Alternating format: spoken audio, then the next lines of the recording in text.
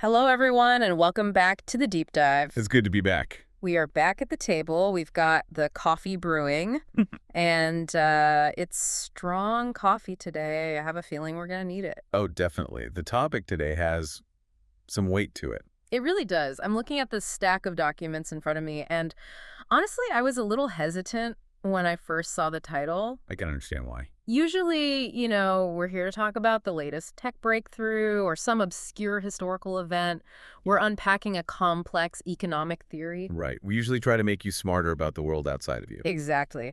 But today, well, the lens is turning inward. Very much so. It really is. Today, we aren't talking about the world out there. We are talking about the world in here.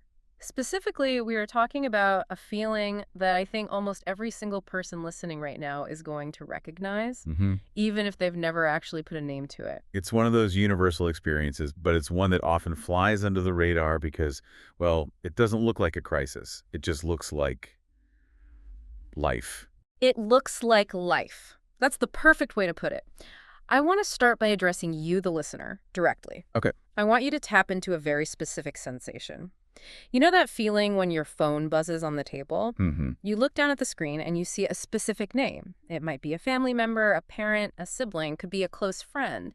It might even be a colleague you actually like. Sure. But when you see that name, you don't feel excitement, you don't feel anger necessarily, you just feel heavy. The drop, the stomach drop. The drop, it's a physical weight, it's a very specific kind of exhaustion. And I'm not talking about the exhaustion of running a marathon or, pulling an all-nighter for work. No, those are active exhaustions. This is different. This is the exhaustion that comes from a job you never actually applied for. The role you never signed up for, but somehow you're the tenure track manager of it. Right. It's that sinking realization that you are about to be needed, and it makes you feel guilty just admitting it, but you are just so tired of being needed.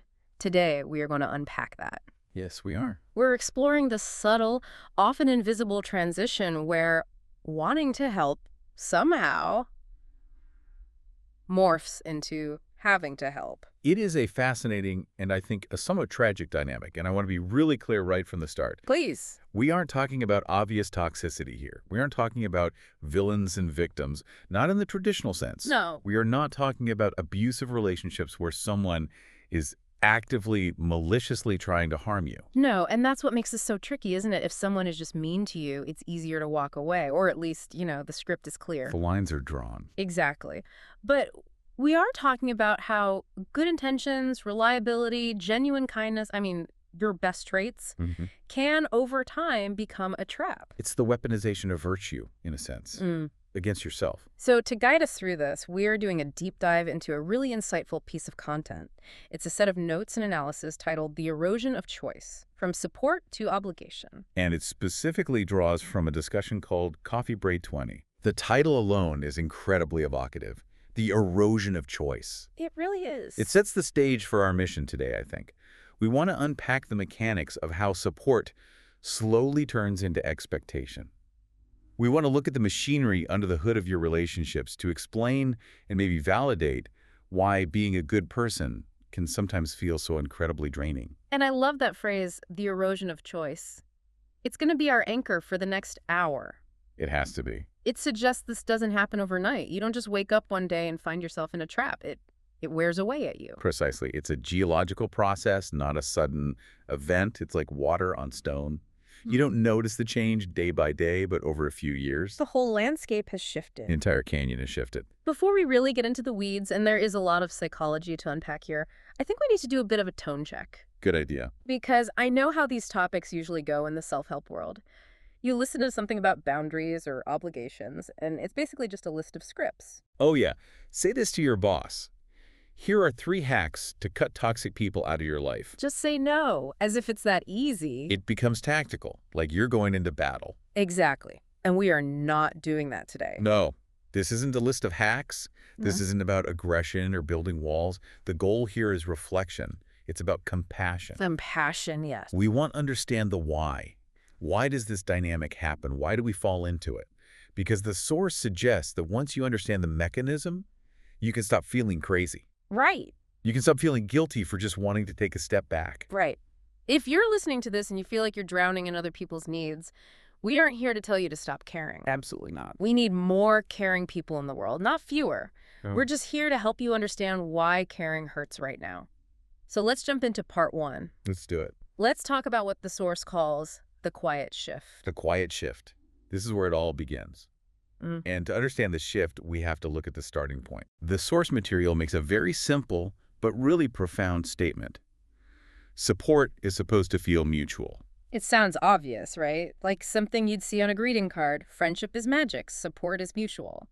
But dig into that for me. What does that actually look like before things go wrong? Well, think about the beginning of any relationship. A friendship, a family dynamic, even a helpful one at work. When you first offer to help someone, why do you do it? Because I want to. I see a problem, I have a solution, I like the person, I jump in. Exactly. Okay. You do it because you possess willingness. That is the key term the source highlights. In the beginning, support is an active choice. It is a gift given freely. It feels good, right? It's that helper's high. It does. You see your friend struggling with moving boxes, you say, hey, let me grab that. Or your sister's crying and you say, come over, let's open a bottle of wine and talk. Yes. In that moment, you are the protagonist, you are the hero of the scene. The agency is entirely with you. You're acting upon the world. But the source points out that the shift from that willingness to duty happens quietly. Slowly. It happens slowly. This is the slippery slope. Okay, let's break that down. How does a one-time favor become a permanent job description? Because I think we all have that friend where, one time you proofread their email, and now 5 years later, you are their unofficial editor-in-chief. It's the psychology of precedence. The human brain is, above all else, a pattern recognition machine. It craves efficiency. Okay. So when you do something once, it's a novelty, it's a surprise. The recipient is delighted. They say thank you, they buy you a drink, they're so grateful. Right, then you do it a second time. Now it's a helpful coincidence. Wow, you're always there when I need you. Okay, I see where this is going. When you do it 3 times, it's a pattern. And what are patterns used for? To predict the future. Predict the future. Their brain simply learns what to expect. So they just file me away. Problem X, go to person Y. Correct. And this is rarely malicious, mind you. People aren't sitting there thinking, how can I exploit this person? Well, of course not. They're simply trying to navigate their world efficiently. If you always answer the phone at 10 p.m. to talk them through a crisis, the pattern is established. You are the person available at 10 p.m. And that's the invisible threshold the source talks about.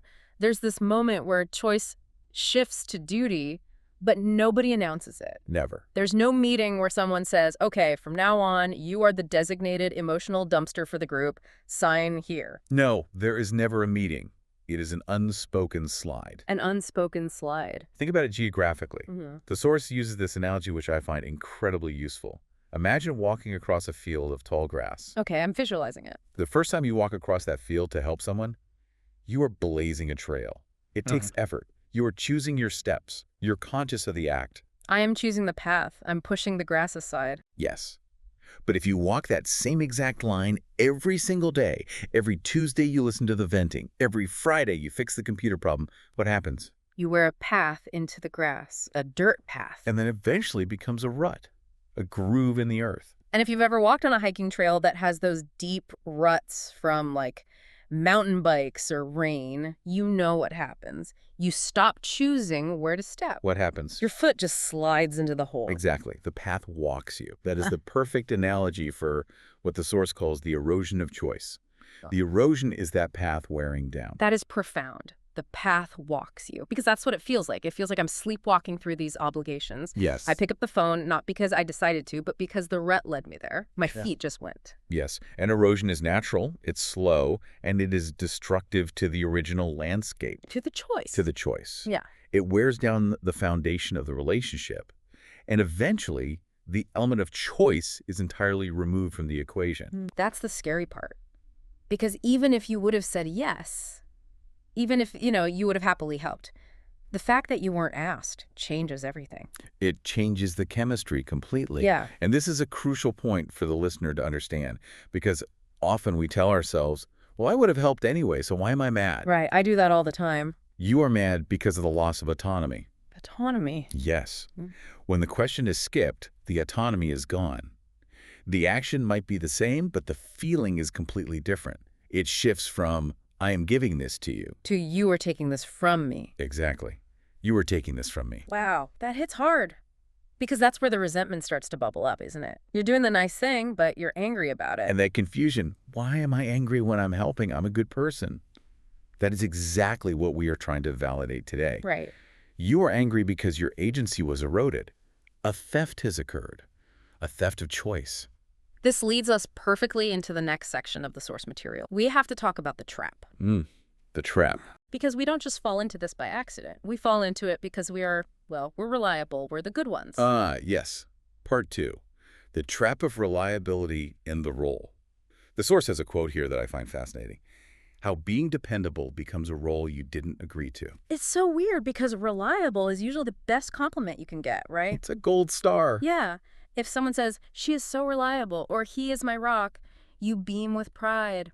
We are raised to want to be dependable. We put it on our resumes. Society praises dependability. Schools praise it. Workplaces praise it. It is a high-value currency.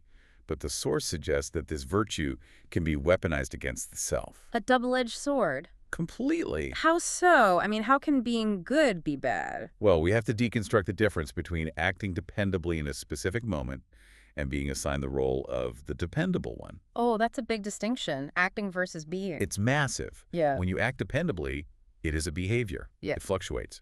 Some days you have the energy, some days you don't. It's a choice you make in the moment. But when you are assigned the role of the dependable one, you cease to be a person with fluctuating energy levels, needs, and limits. You become a function. You become infrastructure. Like a utility, like the electric company. That is the perfect analogy. Yeah. Think about your relationship with the power grid. Okay. You don't walk into your house, flip the light switch, and say, wow, thank you so much, electric company. I am so grateful for your service today. Laughs. No. It just, I expect the light to turn on. I don't even think about it. Exactly. You assume the lights will turn on. Yeah. You only think about the electric company when the lights go out. Right. And when they go out, are you worried about the power company's feelings? Are you thinking, oh, maybe the grid is just tired today. Maybe it needs a break? No. I'm annoyed. I'm calling customer service saying, where is my power? I have things to do. That is what happens when you become the reliable one in your friend group or your family. You stop being a person. You stop being a friend and start being a utility. Your support is the baseline expectation. It's the 0 point. You get no credit for providing it. But you catch massive heat if you stop. That is it, precisely. That is bleak. But it explains why no news is good news in these relationships. If they aren't complaining, I'm doing my job. And it brings up this idea of the unsigned contract. I feel like so many of us are walking around fulfilling contracts we never, ever signed. That is the crux of the role you didn't agree to. There is a total lack of consent in this dynamic. Yes, consent. You didn't sign a contract to be the permanent problem solver. You didn't sign a document saying you would be the family mediator for the next 20 years. And yet the expectations exist as if that document is notarized and filed in a cabinet somewhere. And it's not just about what we do, it's about how people categorize us, isn't it? Yes. Humans are cognitive misers. We love to put things in boxes to save mental energy. It's efficient. So, if you are the fixer in your friend group, people stop asking themselves, does she have the capacity to handle this right now? They don't even consider it. No, they just access the fixer box. They assume capacity because that is your label. They just route the problem to your inbox. And the really tricky part, and the source touches on this deeply, is identity entanglement. Because, let's be honest, we can blame the other person for putting us in the box. But part of us likes the box. Oh, absolutely. It is seductive. It feels good to be needed. Of course. It feels good to be the one who knows what to do when everyone else is panicking. Our self-worth gets all tangled up in that utility. Right. If I'm not the one saving the day, then who am I? What's my value here? Am I still valuable if I'm just sitting here watching Netflix and not solving anyone's crisis? That is the question that keeps us trapped.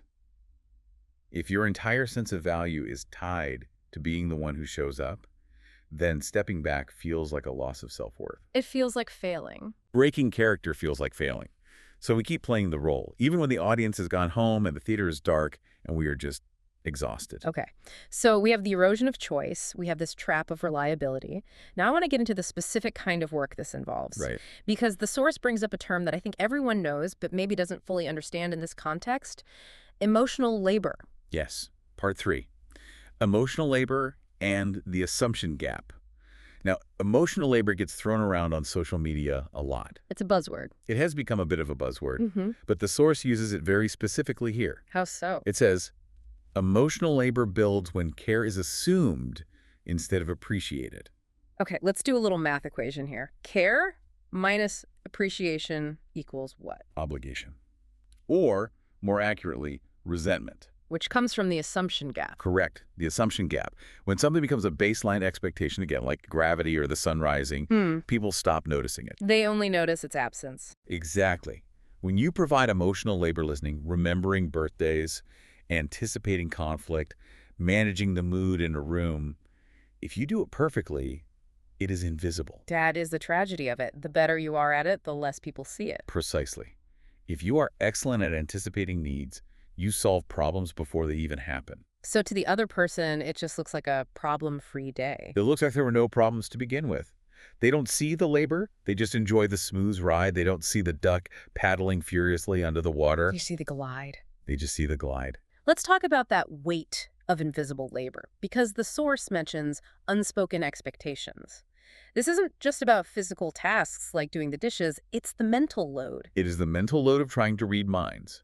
It's a state of hypervigilance. You are constantly scanning the horizon for threats to the other person's happiness. Are they? Okay, did that comment hurt them? Do I need to fix the silence? Is the mood shifting? That is exhausting processing power running in the background of your brain 24/7. It's like having 20 tabs open in your brain's web browser, and they're all draining the battery. And nobody is paying you for that processing power. You are running high-performance software on a battery that is rapidly draining. And worst of all, because it is unspoken, you can never really succeed, can you? How can you? You're trying to fulfill needs that haven't even been articulated. You are just guessing. And if you guess wrong, you feel guilty. Which brings us back to the source's core comparison. Support is supposed to feel mutual. We need to analyze that word. Mutual. What does mutuality look like? Does it mean I do one thing for you and you immediately do one thing for me? Like it's a transaction? No, it's not transactional. It's not a perfect 50-50 split every single day. That's not realistic. Okay. Sometimes I carry you because you're weak. Sometimes you carry me because I'm weak. But over the arc of the relationship, the energy flows both ways. There is a reciprocity of care. And what does the listener who's in this erosion phase likely experience instead? A one-way flow. The source hints at a dynamic that ceases to be support and becomes sustenance. Oof. Sustenance. That's a visceral word. It sounds biological. It is. Because when the flow is entirely one way, you are not supporting the other person's growth. You are acting as their battery. And just a power source. You are providing the energy they need to exist while your own charge is being drained to zero.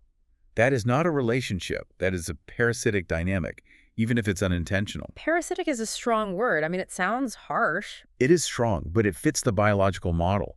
If one organism thrives at the direct expense of the host, that is parasitism. And remember, the parasite in this metaphor might love the host very much. That's the heartbreaking part. They aren't evil. No. They might not realize they're draining you. They might just think, wow, I always feel so much better after talking to you. Oh, of course they do. Of course they do. They just fed. They just consumed your energy to regulate their own. So we've established that this, well, it sucks. It drains us. It's invisible. Now we have to raise the stakes. Yeah. Because the source material talks about something that really scared me when I read it. The line between kindness and self-erasure. This is part 4, the high stakes. This is where we get into the deep existential risk of this dynamic. The source presents a powerful dichotomy, the thin line between kindness and self-erasure.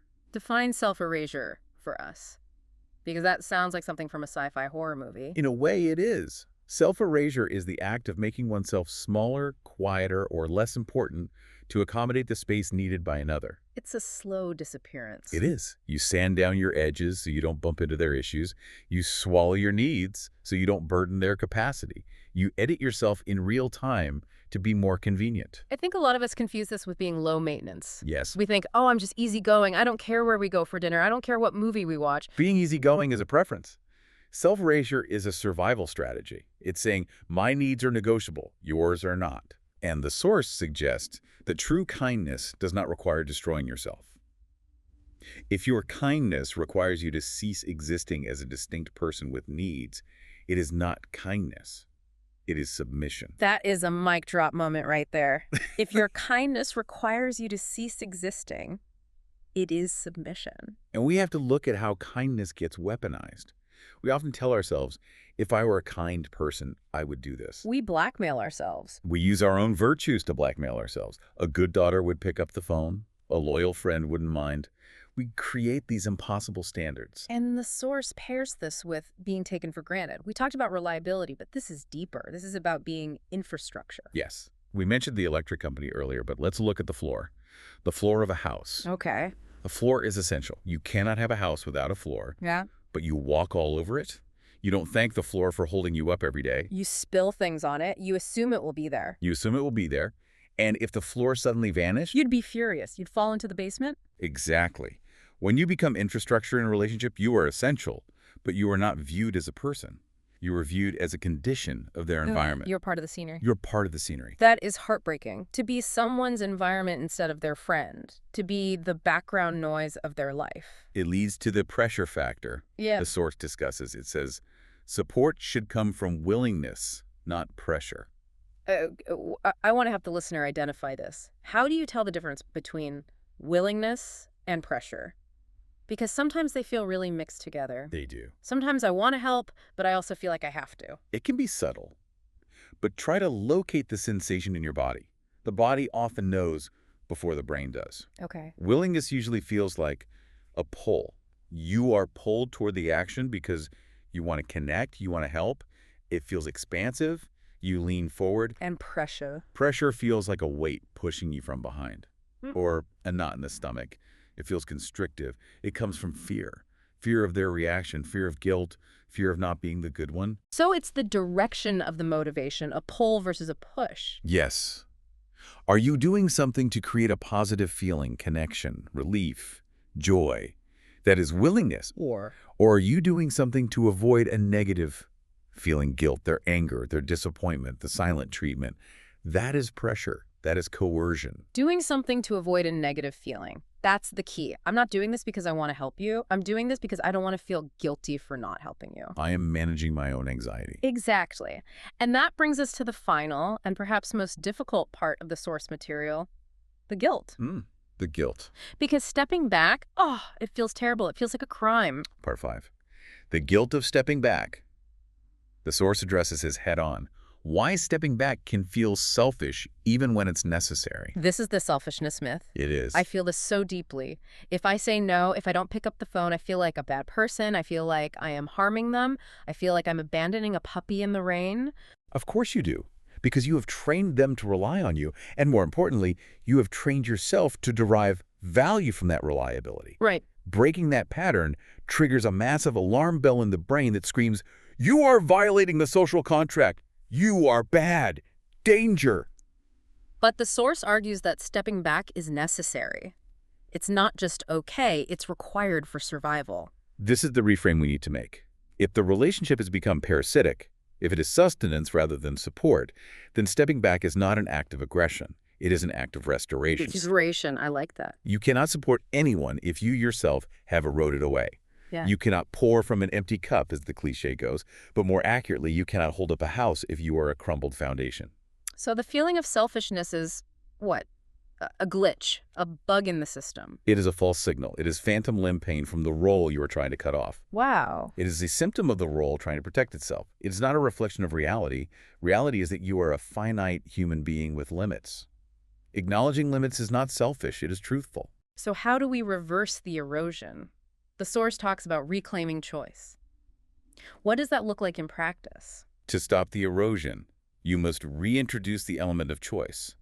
You have to disrupt the pattern.